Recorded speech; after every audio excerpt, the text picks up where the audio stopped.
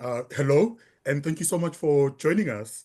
And welcome to yet another edition of the GSU Malaria Journal Club monthly series. Today's webinar is a parasite-focused one, and this Journal Club will be referencing Dr. Andrew Balmer's preprint titled Understanding the Global Spread of Artemisinin Resistance, Insights from Over 100,000 Plasmodium falciparum Samples. My name is Pablo Chalke, and I'm a training coordinator at Malaria working with a team of awesome people to organize these monthly events, some of whom are in this room right now. Just a few ground rules. The Journal Club is being recorded and will be available on the Malaria Gen YouTube channel later today, so you can share amongst your colleagues and friends and networks and those that couldn't attend today, but also for yourself. You can rewatch today's webinar as well. Please kindly stay on mute so as to not disturb our speaker. We will have a Q&A session at the end where you can raise your hand or type your question and comments in the chat or Q&A box as well. So please, while Andrew is giving his presentation, please do type your questions that we can address later on during the Q&A. Without further ado, I would like to introduce our speaker for today, Dr. Andrew Balmer, one of the smartest and most organized people that I know.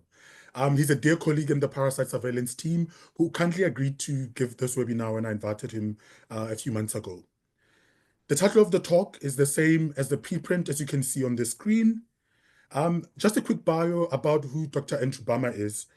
Dr. Andrew Balmer is a senior data scientist in the Genomic Surveillance Unit, GSU for short, of the Wellcome Sanger Institute in the United Kingdom.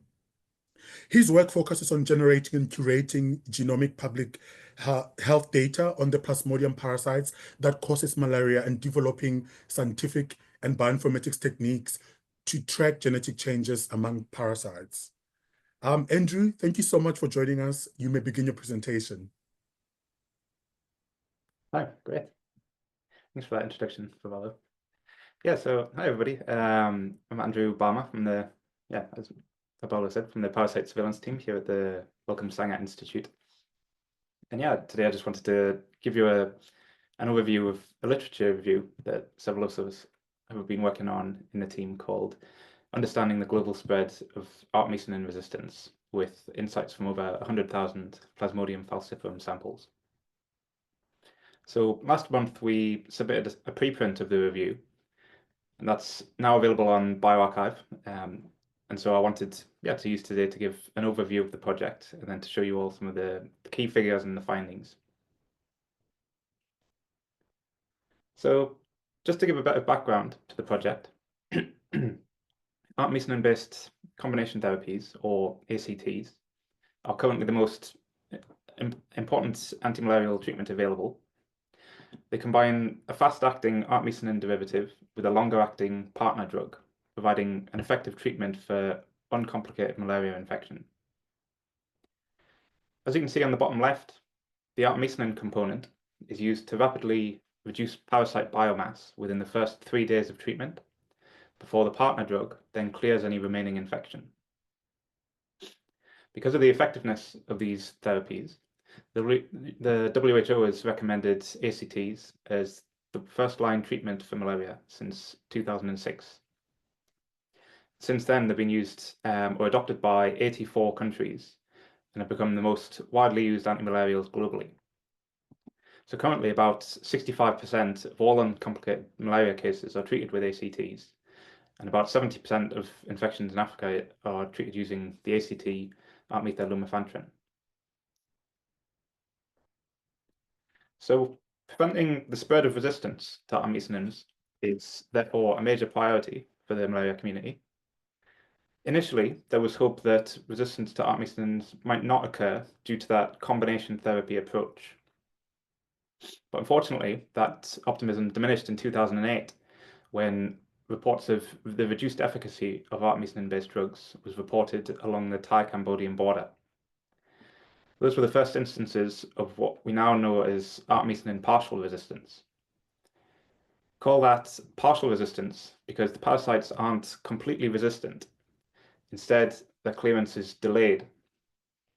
So you can see that in this theoretical example on the right. So when parasites are resistant to artemisinin derivatives, this leaves an increased biomass for the partner drug to clear in this grey area. That's an issue because it increases selective pressure for resistance to the partner drug as well. And that raises the risk of full ACT resistance and overall treatment failure. And so after its emergence, artemisinin resistance then spread across Southeast Asia over the following decade. However, over the past 5 years, we've now been seeing reports which indicate resistance is emerging in East and Northeast Africa. And that's potentially a massive problem. That's because currently Africa bears 94% of the global malaria burden.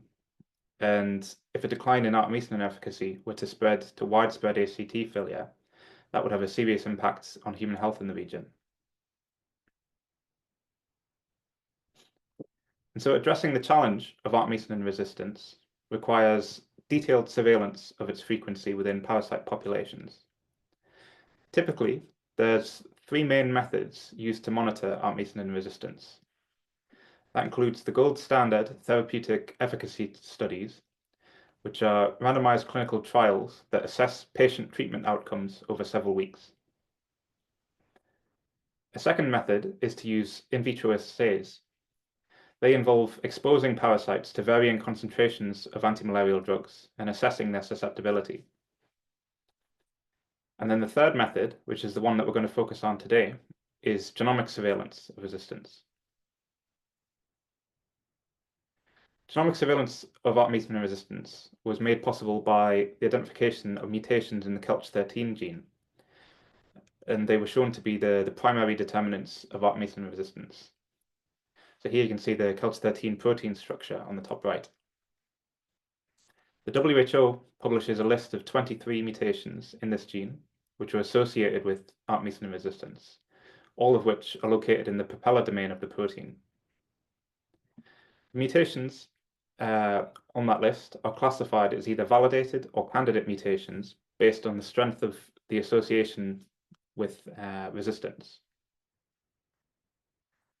So importantly, for our purposes, genomic surveillance of those markers allows us to track the prevalence of resistance over time and across different regions. The scalability of that strategy means that there's now extensive data sets available on CELCH13 mutations that are circulating, and they've been used to characterize resistance at national and international scales, such as this work in Southeast Asia. However, although there's a huge amount of data on these CELCH13 mutations available, it's scattered across different studies and open databases.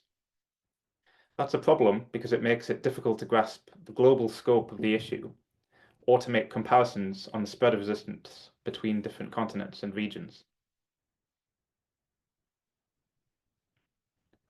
And so to address that gap, we decided to consolidate all publicly available data that we could find into a single data set and investigate trends of artemisinin resistance globally. So to do this, we gathered samples from various sources.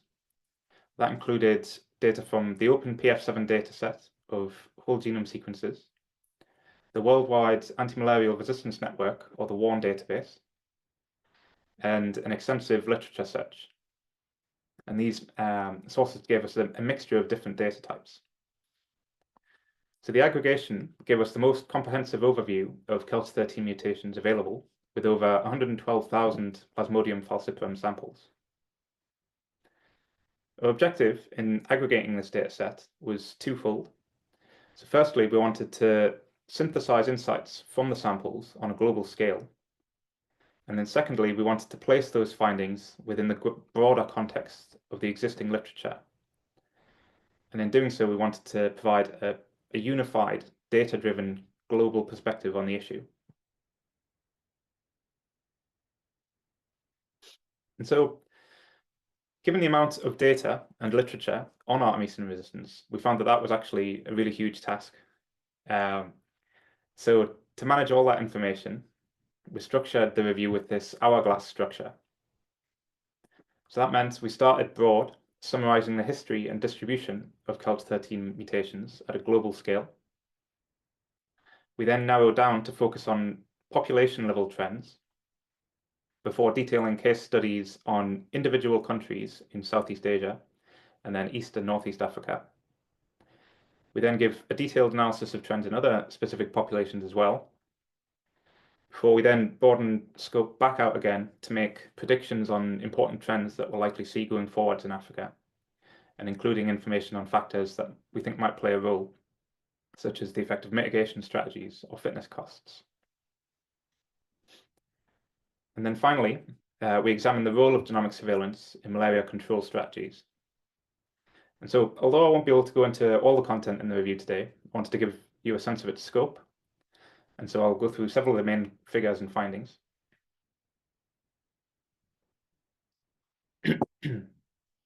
So the first figure and section summarizes the global distribution of resistance markers in the dataset. In the top panel, we show the distribution of CULTS13 mutations globally for all samples collected between 1980 and 2023. The pie charts represent the relative proportions of samples with WHO validated or candidate mutations, shown in red, and then other mutations in the propeller domain of the CULTS protein, shown in blue. The countries are shaded by their respective populations. The bottom left panel shows the number of unique propeller domain mutations against the number of WHO mutations for each population. So this essentially gives us an idea of the diversity of CULTS13 markers in different regions.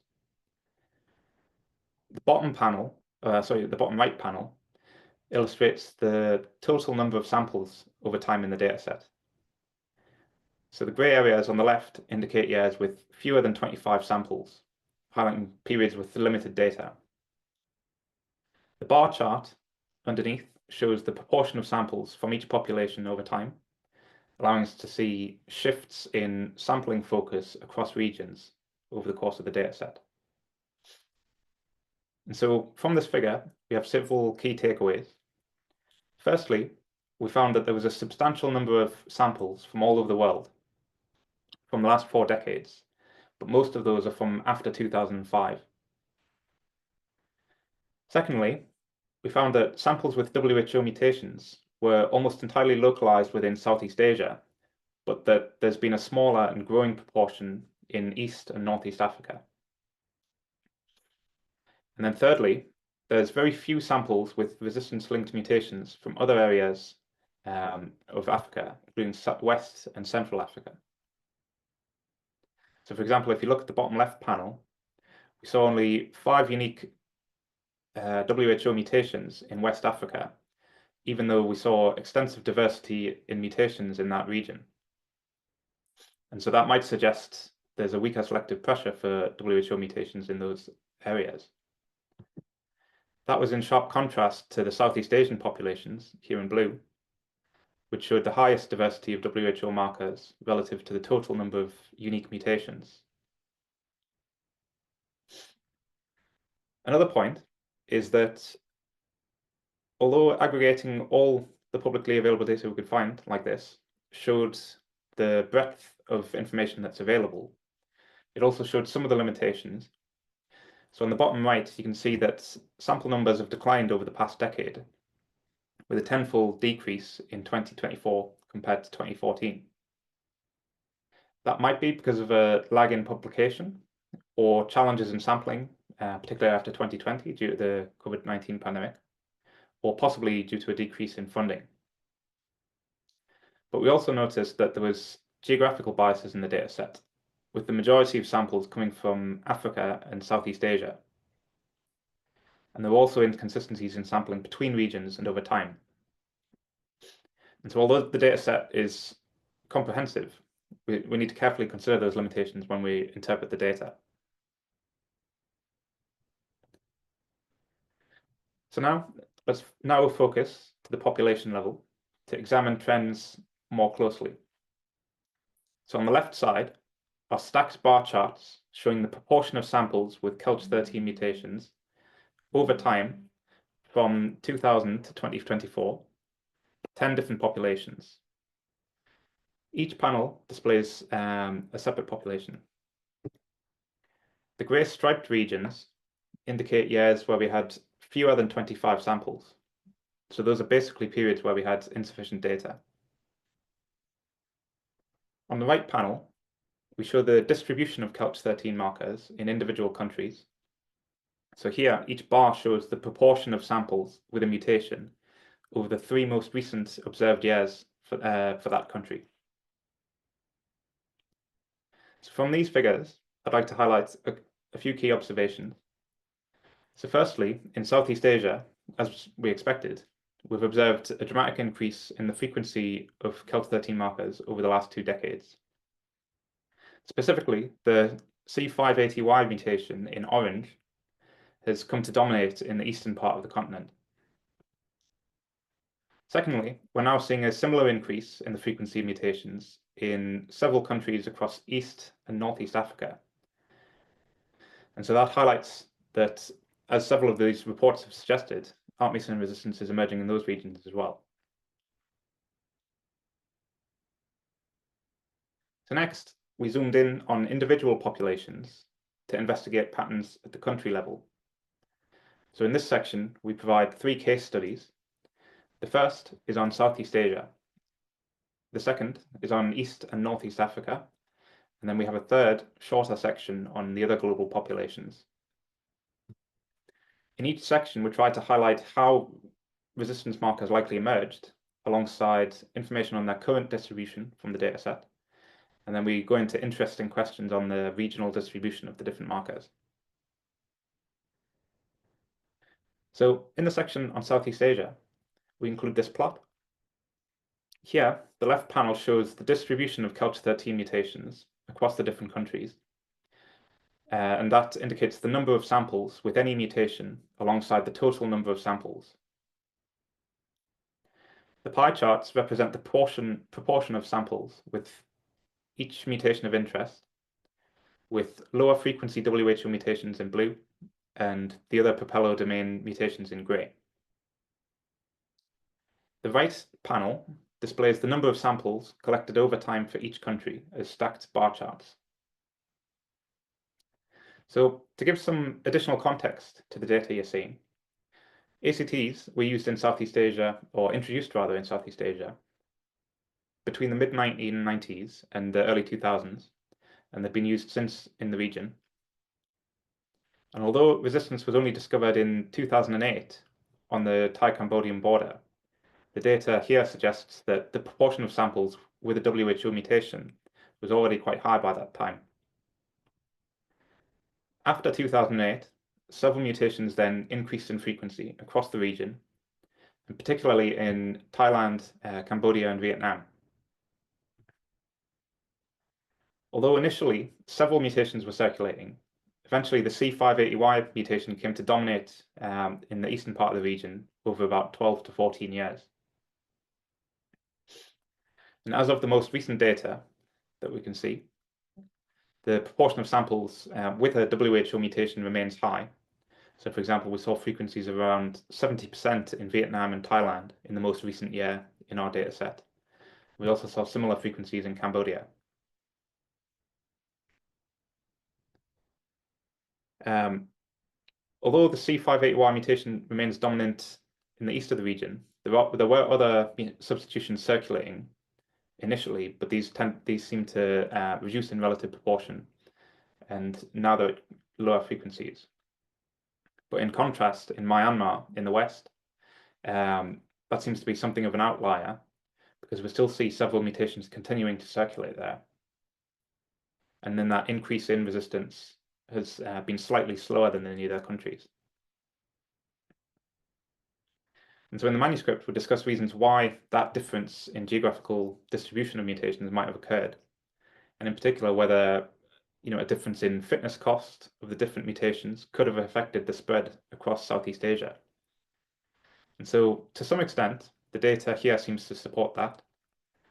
So for example, the F446I mutation, shown in red, confers a lower degree of phenotypic resistance than C580Y in orange, but it also has a lower fitness cost. That seems to correlate with their geographical distributions, where the C580Y in orange is more common across Southeast Asia, while the red mutation is more common in parts of Myanmar and then Western Thailand. There's some evidence to suggest from the literature that differences in transmission and drug pressure in Myanmar might mean that that lower fitness cost of the red F446I mutation might give it a selective advantage over the C580Y mutation in Myanmar. And so although it's speculative, in the review, we go into the strength of the evidence for those differences and then how genomic surveillance could be used to categorize them further. So now let's focus on the East and Northeast African populations. So in this plot, the top left panel shows the distribution of CALCH13 mutations from the region. And the right panel again shows the samples collected over time for each country. The bottom panel shows the most common CALCH13 mutations found across Africa and Southeast Asia, where the colored bars indicates where samples with each mutation came from. So the African countries are in yellows and reds and browns, and then the Southeast Asian countries are in shades of blue. So by 2008, almost all African countries had implemented ACTs as the primary treatment for malaria, and that coincided with the emergence of artemisinin resistance in Southeast Asia. So as I mentioned, it's only been in the last 5 years or so that we've seen reports of WHO mutations in East and Northeast African countries. That started with the identification of the R561H mutation in Rwanda in 2019, and that was found to have been circulating in that region since about 2013 to 2015. So the figure here highlights that resistance-associated mutations are now actually present in several areas of East and Northeast Africa, and they've been rapidly increasing in frequency, particularly since about 2018. Although we still see a diverse range of different mutations circulating, we might see a selective sweep of a single mutation in coming years, as we saw in Southeast Asia with the C580Y mutation. So far, the different mutations are mostly localized to within specific countries. So for example, the A675V mutation in pink is at high frequencies in Uganda and then Rwanda, but then not in neighboring countries. The R561H mutation in brown is common in Rwanda and Tanzania, but it's uncommon in the other countries. And then again, we also see the cyan mutation, the R622I mutation, is only really common in Sudan and Eritrea. So far, genomic surveillance suggests that these mutations have emerged independently in the region rather than spreading from areas like Southeast Asia. That's because the parasites in these areas are genetically distinct from Southeast Asian parasites, and they also tend to have these differences in CALCH13 mutations. So the C580Y mutation that we saw had come to dominate Southeast Asia is actually quite rare in Africa. That's important because it suggests that local conditions are actually driving the emergence and selection of resistance in Africa. So far, it's unclear why resistance is only emerging now, about 10 to 15 years later than Southeast Asia, even though ACTs have been being used continuously. But that's most likely due to a slower initial rollout of the drugs, combined with differences in overall exposure and possibly differences in host immunity.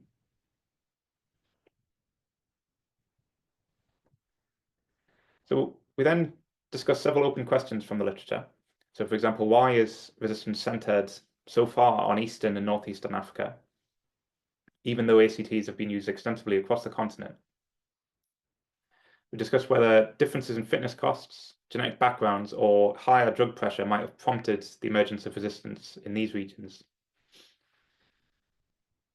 One possibility is that drug pressure is higher in these regions, or that resistant mutants are being outcompeted in other areas because of higher fitness costs. But again, we highlight the role of these factors in driving population parasite dynamics is still quite speculative. So going forwards, establishing what's actually causing those differences in frequency between these regions and others is going to be important for future surveillance because it might affect how the mutations spread going forwards.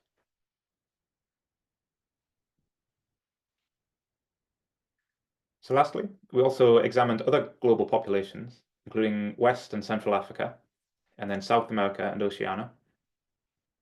So in this section, we demonstrate that several Celch13 mutations were circulating across West and Central Africa, as shown on the first panel. Most of those weren't WHO markers, although we did detect them at very low frequencies in the data set. While the phenotypic effects of most of these mutations is unclear, some actually might generate some degree of phenotypic resistance. So for example, this mutation here in dark gray, the R539I mutation, we found that was circulating in a few different countries. That mutation actually occurs at exactly the same position as a WHO marker, the R539T mutation. And so it's possible that that's actually having a phenotypic effect. So we argue in the review that mutations like that need to be monitored really closely and tested to see whether they have an effect on phenotypic resistance. In South America and Oceania, we only saw a few WHO mutations. So for example, we saw 19 from Guyana with the C580Y mutation. We also saw evidence of some resistance in Papua New Guinea, where 10 samples had also had this C580Y mutation.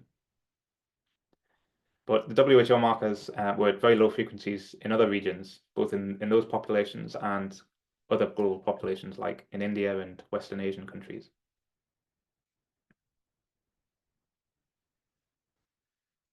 So we then include a section discussing predictions for the future of Artemisinin resistance. And so this slide shows the proportion of samples with a WHO recognized mutation over time for the different countries. Each country is shown as a logistic regression curve fitted to the observed data. So the key take-home messages from this plot and this section are that, firstly, at the time of discovery of resistance in Asia in 2008, Celch13 markers were actually already at high frequency in several of those countries. They then rapidly increased in frequency across Southeast Asia, reaching near fixation in about 10 to 15 years. Importantly, what we saw in Southeast Asia now seems to be occurring in Africa in yellows and browns. But that seems to be delayed by about 10 to 15 years. In the review, we discuss how dangerous that situation is, because we're likely observing the start of a major spread of resistance there, and there's limited options should treatments start to fail.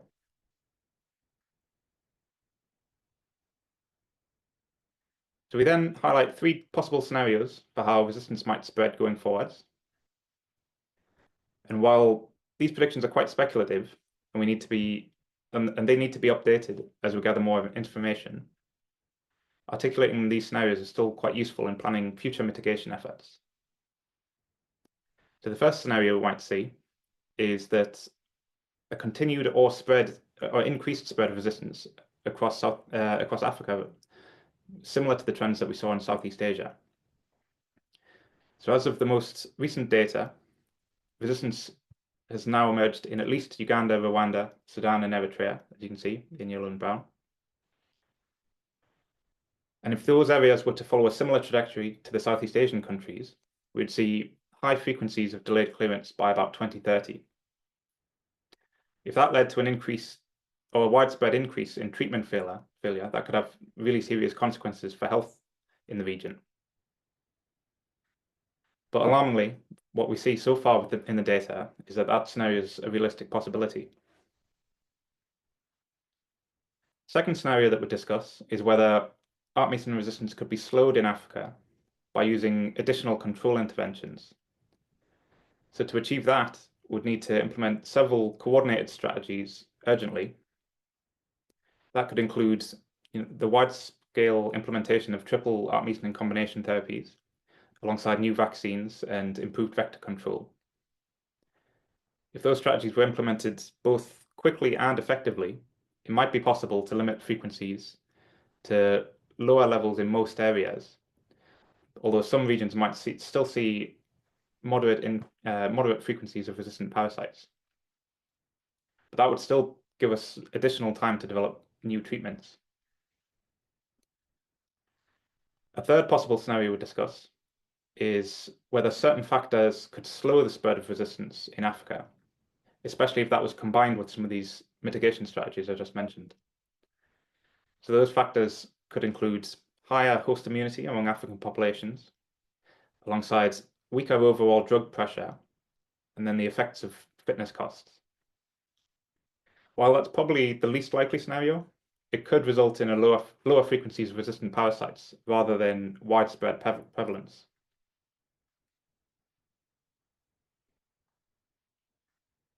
So lastly, we highlight the crucial role that genomic surveillance has had in characterizing the frequency of resistance across different countries. We also highlight how it's been used as an important warning system for resistance emerging in new areas like East Africa. In the review, we argue that a significant increase in surveillance is needed alongside a more systematic approach to sample collection. So that could include longitudinal surveillance over time in the same areas, as that would improve our ability to detect trends and find markers circulating at low frequencies. That should also be combined with building sequencing and data processing capabilities in malaria endemic countries. We also advocate for an increased use of whole genome sequencing over targeted amplicon methods, because that would allow for additional analyses like identifying novel resistance mechanisms, including for partner drug resistance. Lastly, throughout the work, we try to emphasize the importance of open data and analysis tools, because that's essentially what's allowed us to summarize these trends in the detail that we have. And so that can include examples like the PF7 open dataset of whole genome sequences and the WARN database, alongside tools like the PF haploatlas. And so, in summary, we've done three main things in the review. So first, we aggregated data on COLT13 mutations for over 100,000 Plasmodium falciparum samples. We made that dataset openly available to the community. Second, we placed that data into the context of the existing literature on Artemisinin resistance, and we used that synthesis to map global trends. And then thirdly, we highlight the critical role of genomic surveillance and the role it's had in characterizing these resistance frequencies. Throughout the review, we argue that given the emergence of resistance-associated COLT13 markers in Africa, it's likely only a matter of time before we start to see those spread widely across the continent. We highlight that surveillance of those markers is essential, not only for mitigating the spread of resistance, but also for minimizing the negative health effects it might have. So we've now submitted a preprint of the review to bioRxiv at the end of August, and so that's available for everybody to read. And since then, it's had really strong engagement from the malaria community. So it's had over 600 downloads in the first month, which is really good. I also presented the work as a poster at GEM at the end of September. And so we're now working on submitting the review to eLife in the next week or so. So finally, I'd just like to acknowledge some of the other members of the team who helped to work on the review, including the other two co-first authors, as well as everybody who gave feedback on the manuscript and the funders. Yeah, thanks for listening. Thank you so much, Andrew. That was brilliant. And as usual, as I say, you're a great presenter and you explain quite well. So thank you so much for this presentation, Andrew. We've now reached time for Q&A as well as comments. So kindly type your questions or comments in the chat box or the Q&A box, or raise your hand and we'll give you the right to speak. We have about 25 minutes for Q&A, so please do engage, ask questions. So Andrew, my question, which I'm still formulating in my mind, is about the second prediction that you made about how the resistance could be controlled or limited if triple therapies or other methods such as vaccines are introduced. I'm aware that some vaccines have been introduced in countries like, I think, Ghana, Tanzania, and others as well. But I think in your presentation, the countries that you mentioned were Uganda, and Rwanda as well. And I'm not sure if vaccines have been introduced in those countries or not. And the question then is, after how long do you think, if your prediction and advice was followed, if governments, particularly in Africa, which has the most burden of malaria, were to follow your guidelines or advice, and maybe they introduce other therapies as well as vaccines, after how long do you think we can really view the artemisinin resistance in those locations? I think one point that we make in the review is that the next 1 to 5 years are going to be really important for genomic surveillance of resistance in the region. That's because a lot of the mitigation strategies, so for example, the vaccines, in their case, hopefully the idea is that they could break chains of transmission between resistant parasites. Those first few years will be the most important period because we'll start to see what effect they're actually having at a population level on resistance frequencies. And then we can use that information to essentially, or possibly use that information to kind of fine tune the different strategies to local areas. Obviously, that's quite a sort of fine-grained task that would be needed and would need a lot of data, which is why we kind of argue for an increased, amount of genomic surveillance in the review as well. So yeah, I think it's it's a web of multiple things that are needed essentially. Thank you so much, Andrew. As I said to the audience, thank you so much for attending and paying attention. We still have a bit of time for Q&A as well as comments. So please do go ahead and feel free to ask or comment either in the chat box or raise your hand. I'm just going to go through attendees to see if anyone has raised their hand. And also just to say to the co-authors, you do have the rights to speak. So please do chime in at any time if you want to add anything to the presentation or to respond to any of the questions that might come from the audience as well.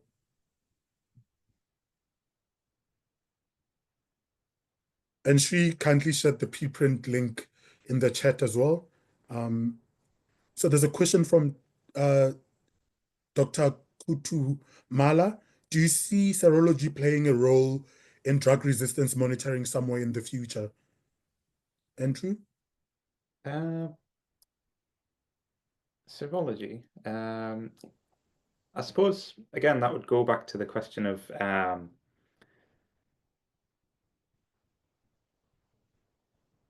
possibly kind of using the vaccines to interrupt transmission chains of resistant parasites. I suppose, yeah, that would involve kind of monitoring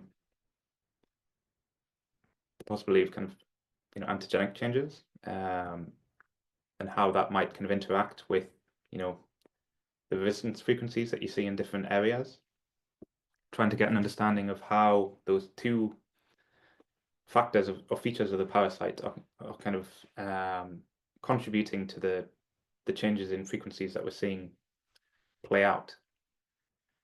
I suppose I don't have any specific recommendations on serology and how that would play a role in resistance monitoring, but yeah, potentially it's a piece of the puzzle. So. Okay, thank you so much, Andrew. There's a question from Dr. Vicky Simpson. Great presentation, Andrew. What is the main thing that you are hoping that readers of the review will take from this manuscript? So that's the first question. Also, do you think there's more data that could be included in these analyses that are not yet currently available? And would that give a different or better picture? Those are the two questions from Dr. Simpson. Andrew?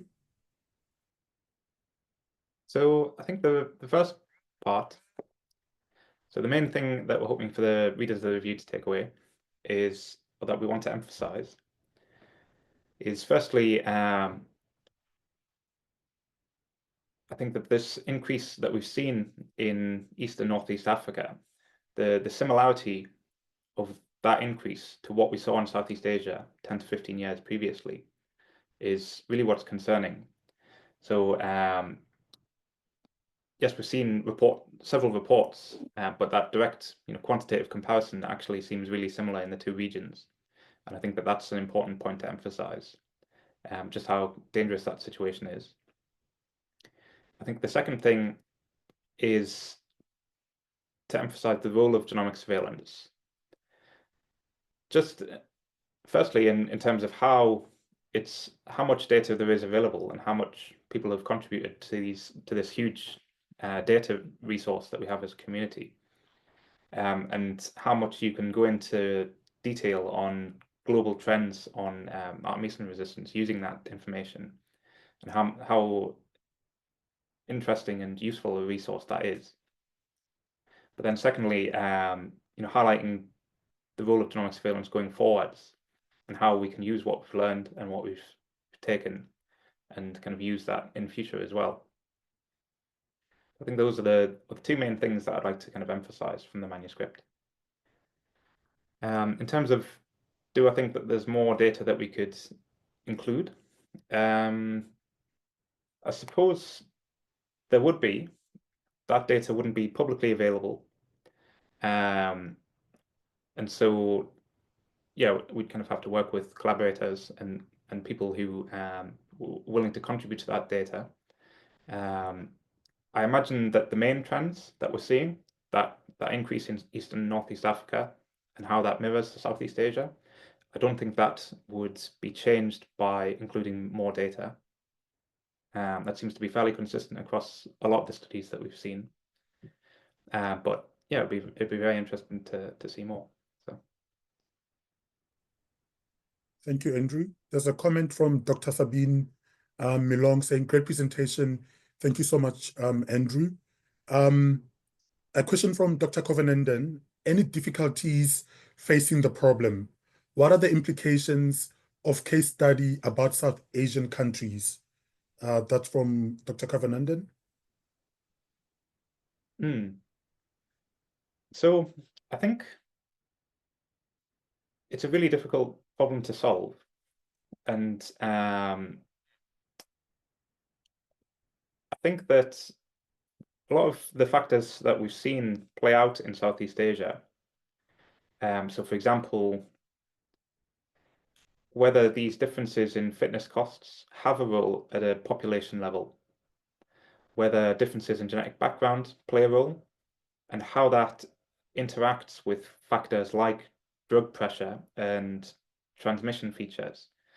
Those essentially all combine into kind of determining the resistance frequencies that we see at a population level. I think that picking out exactly what role each of those factors are playing is going to be important in actually determining how resistance is going to spread in East and Northeast Africa and then other regions of Africa.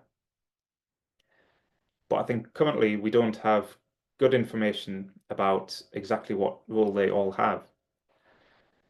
I think that's where genomic surveillance is going to come in future, is in trying to come up with sort of epidemiological models that can understand the contribution of these different factors in determining the population dynamics. I think that's one of the things that we've learned from the Southeast Asian case study.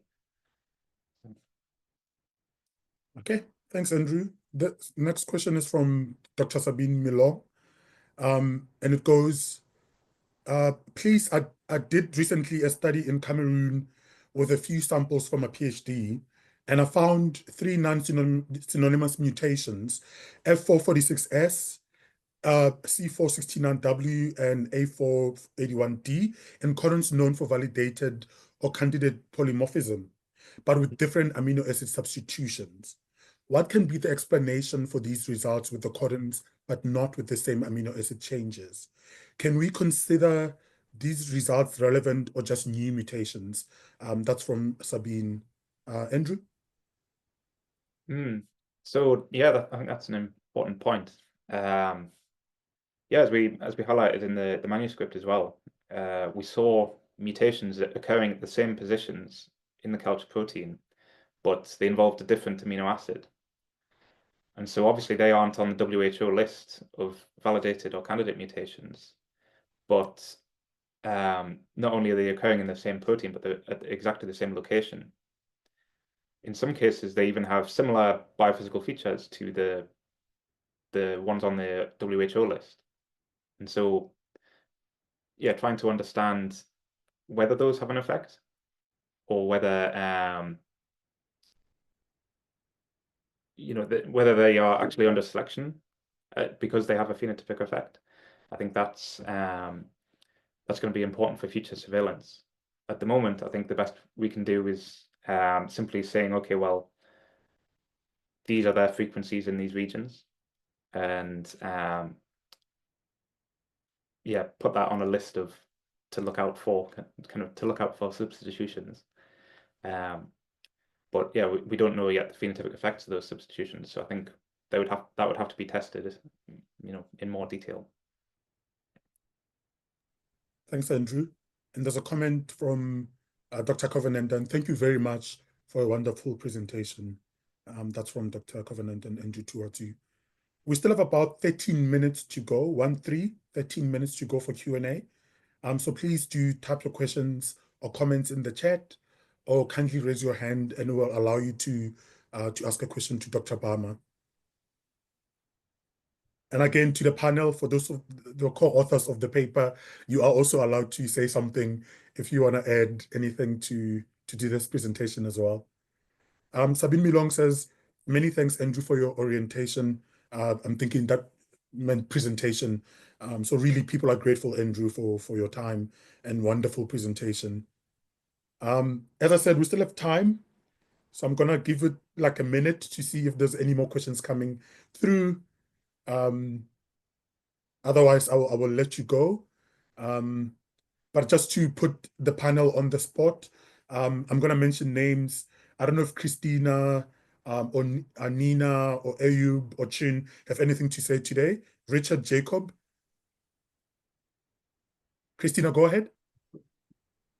Well, I think Andrew did such a fantastic job that left very little for me to say, but I think this highlights the importance of open data sets, because by having those data available, not just PF7, but WARN was a very important data set as well. So, and all the literature such, it just highlights the importance of those data sets being available, so we can have a look and we can understand global trends and what is happening now and in the future as well. So I'm really grateful for Andrew and the Nina, Ayub, and Chun, who are the first authors, for having done this tremendous amount of work. I think it's a great contribution.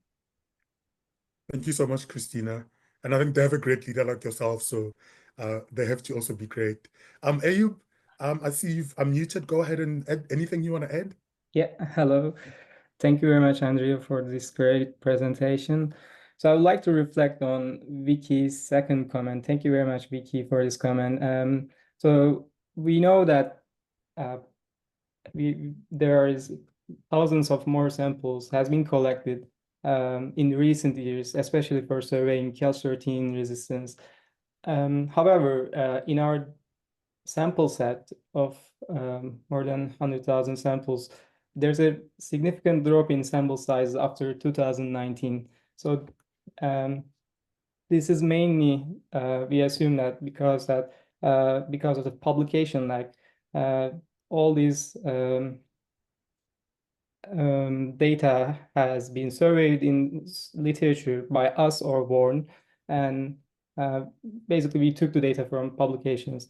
But in the recent years, the data collected in recent years hasn't been published yet. So I think it would be much better view if we had these data available today and now. I think this was possible during the fight with the COVID. People were sharing the data even before the publication. But in the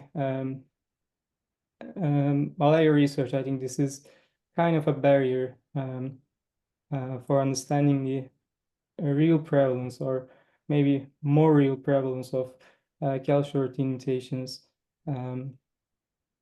Yeah, this is. Thank you very much. Thanks, Abe. There's a comment from Dr. Jacob Amalgo Garcia. He's saying it also highlights the importance of having public longitudinal data sets for surveillance. Nina, would you like to add anything? I didn't have lots more to add, just to say thanks to Andrew for presenting the work so well. And that, yeah, we really hope people will find this a useful resource. Thank you so much, Nina. I think the last two people I'll put on the spot are Chin and Richard. Chin? Yeah, hi, Violet, and thank you, Andrew, for giving such a good presentation on our behalf. And yeah, again, can't add too much. So please just do reach out if you have any feedback and thoughts on the manuscript. Yeah, be very much appreciated indeed. Thanks, Chin. Richard, you're the last person I'm putting on the spot. Go ahead. Thanks. Yeah, really nothing to add. Yeah, just thanks to Andrew for a great presentation. Really enjoyed it. And yeah, look forward to the next Journal Club.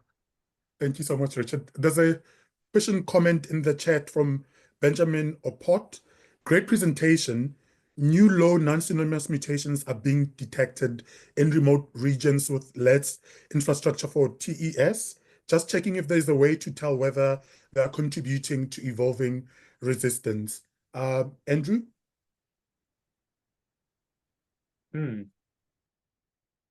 So I suppose, again, yeah, it's kind of goes back to the question of identifying markers that aren't on the WHO list, but we know have occurred through molecular surveillance. So we saw just under 500 unique propeller domain mutations across the global data set. And again, some of those will be in regions, as you say, that have aren't currently running therapeutic efficacy studies. And so, yeah, again, just kind of checking what phenotypic effects those mutations might have, and if they do have an effect, whether they're actually under selection or whether they are unlikely to see a selective sweep for those mutations. I guess currently we don't have the tools to be able to pick that out. So I think that's going to be an important step forward. So. Thank you so much, Andrew. We still have about a few minutes, like 5 minutes to go before I close the Journal Club. So again, I'm encouraging you, please do type your questions in the chat or Q&A, or raise your hand and we'll allow you to speak. Shri shared the link, and as you can see on the slide that also Andrew shared, the link to the preprint that you can access. And you can also contact or connect with Andrew on LinkedIn, or on Twitter, or via email as well, to chat about the paper, as well as to the other parasite surveillance team members who are co-authors on this paper as well. And thank you so much to the parasite surveillance team for engaging in this Journal Club as well. I'm really grateful for that. Andrew, before I let everyone go, are there any last comments from you before I say goodbye to everyone? No, just thanks to everybody for coming along and listening to the talk. And yeah, if anybody has any feedback on the manuscript, then yeah, please feel free to get in touch and chat with us about anything that you think could be improved. And yeah, be happy to hear from you. So. Okay, thank you so much, Andrew. Really well explained, well presented Journal Club. As usual, as I say, you're a great presenter and a well-organized person, and it comes through in your presentations as well. So thank you so much for your time. To everyone, thank you so much for attending today's Journal Club. We are going to have a Journal Club on the 19th of November, which is going to be a vector-focused one. That's going to be talking about the new emerging cryptid taxon in Africa. So that's going to be a vector-focused paper, and there's going to be adverts about that on our social media accounts and on our newsletter as well, the Malaria Gen newsletter. So please do sign up so that you don't miss out on any announcements about our Journal Clubs. And the recording for this is going to be available on our Malaria Gen YouTube channel later. Thank you so much, everyone. Have a good day and see you next month. Bye.